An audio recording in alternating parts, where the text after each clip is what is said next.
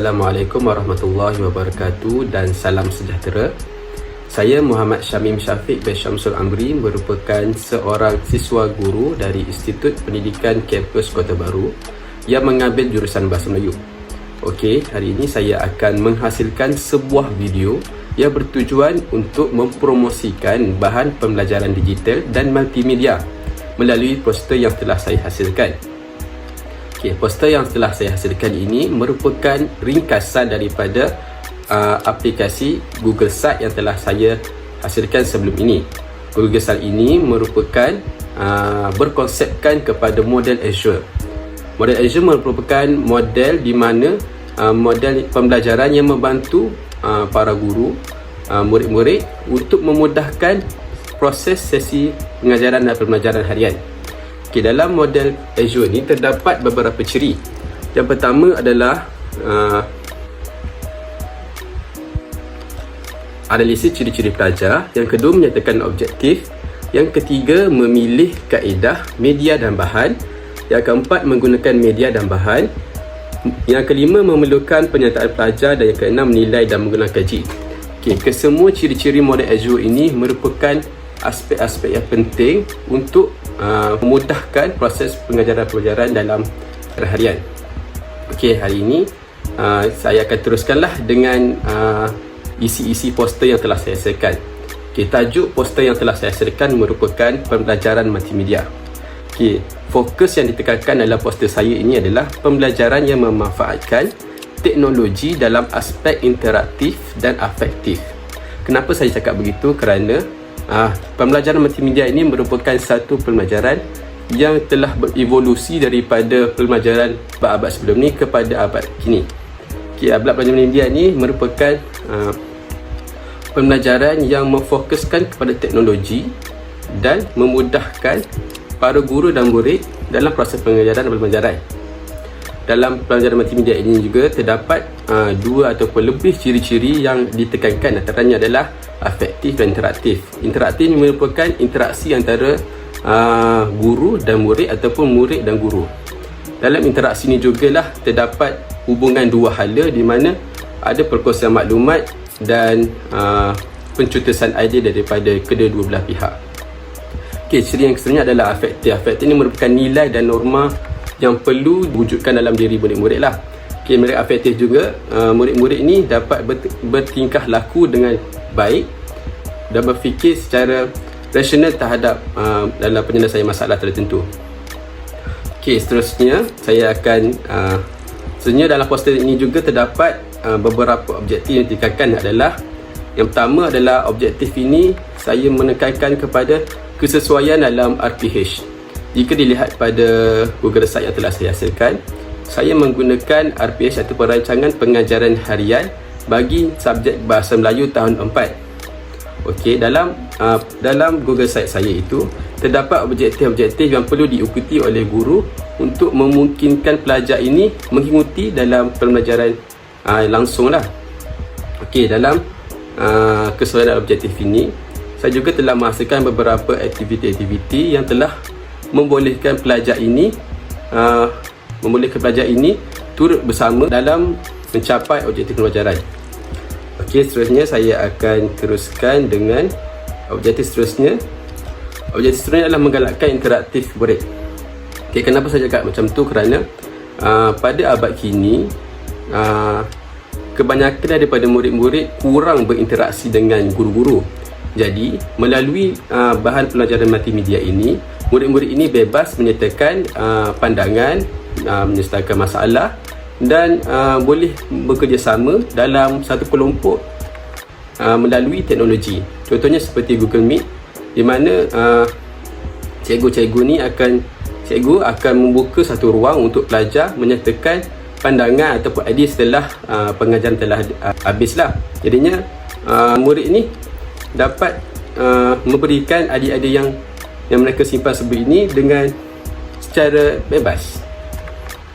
Okey, melalui poster ini terdapat juga beberapa kelebihan-kelebihan yang dapat diambil dan dimanfaatkan oleh pengguna-pengguna di luar sana. Okey, pertama, kelebihannya adalah pembelajaran secara interaktif. Pembelajaran interaktif ni merupakan pelajaran secara dua hala ataupun interaksi antara guru dan murid, murid dan guru. Jadinya interaksi ini dapat mewujudkan suasana pembelajaran yang berkesan dan berkualiti, di mana murid-murid ini bebas memberi pandangan ataupun memberi idea ataupun menyatakan masalah-masalah ataupun menyuarakan soalan-soalan kepada guru melalui teknologi multimedia. Contohnya, guru membuat satu aplikasi, iaitu aplikasi permainan, di mana guru ini menyatakan soalan dan murid-murid dapat menjawab soalan tersebut menggunakan aplikasi permainan. Melalui itu juga pembelajaran interaktif ni dapat mewujudkan sifat keseronokan dalam pembelajaran murid. Lebih seronok sesuatu bahan multimedia tersebut, lebih seronok murid itu belajar. Kelebihan yang kedua adalah maklumat yang luas. Melalui bahan multimedia ini, pengguna ataupun guru atau murid dapat mengakses maklumat-maklumat secara lebih meluas, khasnya tentang pengetahuan ataupun subjek-subjek kemahiran-kemahiran tertentu dalam pembelajaran harian. Murid-murid juga dapat belajar benda baru yang mereka tidak ketahui dalam bahan mawjud di sekolah, seperti buku teks, buku-buku yang terdapat di perpustakaan. Jadinya melalui bahan multimedia ini, murid-murid dapat mengakses pengetahuan di luar daripada sekolah tersebut. Jadinya murid-murid ini dapat pengetahuan baru lah. Kelebihan yang ketiga adalah latihan kemahiran digital. Kemahiran digital ini dapat membantu pengguna dalam mempromosikan jualan, dapatkan ilmu pengetahuan dan sebagainya. Jadinya bahan multimedia ini sangat memberi pengaruh yang besarlah dalam memberi latihan kemahiran digital pengguna. Kelebihan yang seterusnya adalah Google Site dan poster ini dapat diakses di mana-mana sahaja dan di mana jua melalui bahan-bahan media elektronik seperti komputer riba, laptop, handphone, tablet dan sebagainya. Jadi pengguna-pengguna ni dapat mengakses bahan ini secara mudah dan secara pantas lah untuk mendapatkan pengetahuan-pengetahuan yang sedia ada. Di samping itu, bahan pelajaran multimedia ini juga dapat membantu murid-murid dalam menyelesaikan sesuatu penyataan masalah. Antara masalah-masalah yang kerap kita dengar adalah murid-murid ini cepat bosan dalam kelas. Kenapa saya cakap macam tu? Kerana pembelajaran yang lama merupakan pembelajaran yang berpusatkan kepada guru sahaja. Jadi murid-murid ini hanya mendengar dan tidak mendapat peluang untuk melibatkan ataupun memberikan sebarang idea. Hanya guru yang menyampaikan maklumat dan murid ini menerima secara bulat-bulat. Dengan adanya bahan pembelajaran multimedia ini, murid-murid ini akan lebih rasa seronok dan rasa aktif dalam melibatkan diri dalam pembelajaran. Antaranya seperti kaedah pembelajaran seperti kuis dan permainan. Contohnya kita ambil aplikasi seperti Word Wall. Murid-murid ini bebas dalam menyuarakan pandangan ataupun bermain permainan yang berkonsepkan kepada pembelajaran. Jadinya tujuan aplikasi permainan itu dapat disampaikan melalui permainan. Secara tidak langsung, ianya juga dapat membantu pembelajaran mereka. Seterusnya masalah seperti bahan pembelajaran terhad, khasnya adalah bahan maya. Seperti mana yang tahu, dalam kelas kita sekarang ini kebanyakannya adalah menggunakan whiteboard dan hanyalah berpusat kepada guru dan murid. Dengan adanya bahan multimedia iaitu bahan maya ini, murid ini berpeluang untuk melibatkan diri, di mana suasana pembelajaran dalam maya lebih interaktif daripada pembelajaran secara langsung dalam kelas. Kenapa pentingnya bahan maya ini dalam pembelajaran adalah kerana murid-murid ini dapat membuat satu idea yang baru melalui penulisan secara maya. Seperti mana yang kita tahu, dalam bahan pembelajaran yang kita guna sekarang lebih kepada bahan mawjud.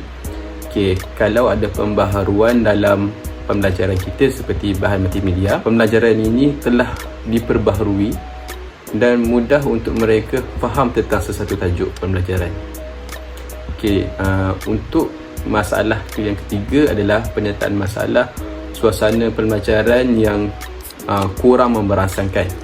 Seterusnya, aplikasi pembelajaran digital yang saya telah hasilkan. Yang pertama, saya ada YouTube. Yang kedua, Nearpod. Yang ketiga, Wordwall. Yang keempat, Canva, Jamboard dan Kahoot. Aplikasi pembelajaran digital ini merupakan aplikasi yang penting yang telah saya gunakan untuk memudahkan guru-guru dan murid-murid mengakses aplikasi-aplikasi ini. Antaranya seperti aplikasi Kahoot. Aplikasi Kahoot merupakan aplikasi permainan di mana pengguna-pengguna yang menggunakan aplikasi ini dapat menjawab kuis ataupun dapat menyelesaikan masalah secara menyeronokkan. Aplikasi ini sangat baik untuk meningkatkan minat murid dalam pembelajaran. Sekian, itu sahaja daripada saya berkaitan bahan pembelajaran multimedia. Jadi saya berharap pengguna-pengguna di luar sana dapat memahami dan dapat mengaplikasi bahan-bahan ataupun aplikasi-aplikasi yang telah saya hasilkan di poster dan di website saya. Saya juga mengharap anda semua dapat menggunakan ini dalam bahan pembelajaran untuk memudahkan pemahaman murid, khasnya dalam kognitif mereka. Sekian, itu sahaja daripada saya. Assalamualaikum warahmatullahi wabarakatuh. Semoga perkongsian saya ini bermanfaat kepada anda semua.